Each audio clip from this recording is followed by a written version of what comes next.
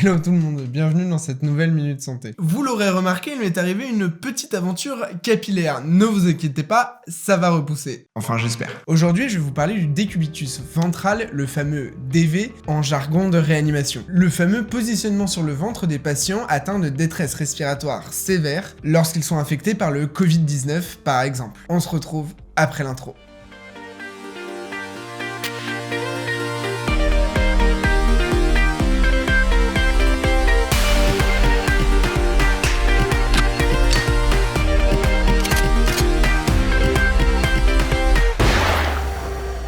Bon, je me suis engagé sur Instagram à parler du décubitus ventral, donc maintenant il faut que j'assume, mais c'est un sujet extrêmement complexe et je vais essayer de vulgariser au maximum le principe pour qu'il soit compréhensible par tout le monde. La question, c'est de savoir si je vais y arriver. Parce que je pense que le positionnement des patients Covid-19 sur le ventre, tout le monde en a déjà entendu parler dans l'actualité. On a d'ailleurs pu observer une effusion de personnes qui se permettent de juger cette technique alors qu'ils ne sont pas du tout du milieu médical. Pour comprendre l'intérêt du positionnement des patients intubés sur le ventre atteints de syndrome de détresse respiratoire aiguë, les fameux SDRA, il faut d'abord parler du décubitus dorsal, donc le positionnement classique sur le dos, pour comprendre pourquoi c'est mieux sur le ventre. Bah oui, parce que je vais vous parler d'une technique qui améliore la ventilation, mais pour comprendre l'intérêt de ce positionnement, il faut déjà comprendre les caractéristiques de la position classique sur le dos. Il faut savoir qu'au cours d'un SDRA, l'œdème pulmonaire majore la masse pulmonaire, et donc la pression exercée par les zones antérieures sur les zones postérieure. En gros, pour simplifier, sur le dos, le devant va écraser l'arrière, majorant la formation des atelectasies. Une atelectasie, c'est une zone du poumon qui correspond à un affaissement des alvéoles,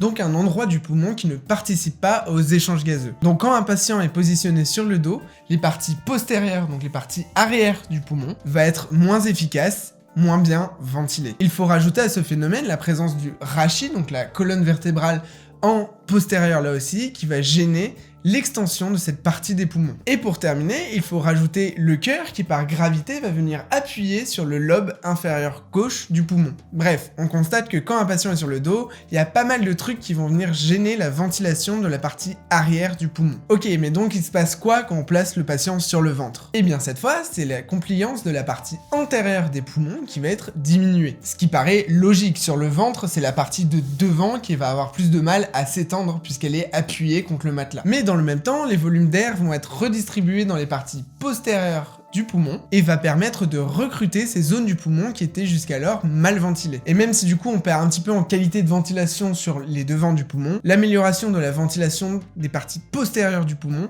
présente un rapport bénéfice-risque largement supérieur sur le ventre. De plus, lors des SDRA, on va généralement ventiler les patients avec des grosses pressions, comme j'ai expliqué dans ma vidéo sur les modes de ventilation artificielle. Ces grosses pressions peuvent entraîner des barotraumatismes, donc des blessures liées à la pression, localisée sur des zones qui sont continuellement agressées par ces grosses pressions, sachant que le risque de blessure est maximal au point de jonction entre la zone bien ventilée du poumon et la zone mal ventilée, donc qui va se situer entre la partie antérieure et la partie postérieure. Le retournement du patient sur le ventre permet de retarder l'apparition de ces blessures, en changeant tout simplement les zones du poumon qui vont être agressées par ces pressions. La position sur le ventre va également permettre de mieux répartir les pressions sur l'ensemble du poumon. Un exemple tout bête, vous prenez une planche, vous tapez dessus toujours au même endroit, vous allez finir par créer un trou. Prenez une planche de la même taille et tapez ne serait-ce qu'à 2 endroits différents, bah vous mettrez 2 fois plus de temps à faire un trou dans le bois. Le décubitus ventral permet aussi de diminuer le volotraumatisme, donc cette fois la blessure liée au volume. Dans la vidéo sur les modes de ventilation, je vous ai parlé du mode de ventilation contrôlée, où on va déterminer un volume courant sur la machine, donc on va déterminer le volume d'air qui rentre dans les poumons à chaque cycle respiratoire. On constate qu'on va mieux ventiler un patient avec le même volume courant sur la machine, sur le ventre, que sur le dos. Et petite cerise sur le gâteau, le décubitus ventral va permettre de favoriser la remontée, donc drainage des sécrétions bronchiques. Bon, ça c'était un petit peu les propriétés mécaniques liées au positionnement. Il faut également que je vous parle rapidement, c'est promis, du rapport ventilation sur perfusion. L'idéal, c'est quand le rapport ventilation alvéolaire sur perfusion des capillaires pulmonaires est égal à 1. Donc on a une ventilation alvéolaire qui est similaire à la perfusion des capillaires. Quand ce rapport est égal ou supérieur à 1, c'est là où on va avoir les meilleurs échanges gazeux. On cherche pas plus loin, on part de ce principe-là. Une ventilation alvéolaire similaire à une perfusion des capillaires, c'est top. Comme on l'a vu plus tôt dans la vidéo, quand le patient est sur le dos, la partie postérieure de ses poumons va être moins bien ventilée. Parallèlement à ça, les zones postérieures vont être mieux perfusées. On va avoir une meilleure perfusion des capillaires pulmonaires postérieurs. Donc, le rapport ventilation sur perfusion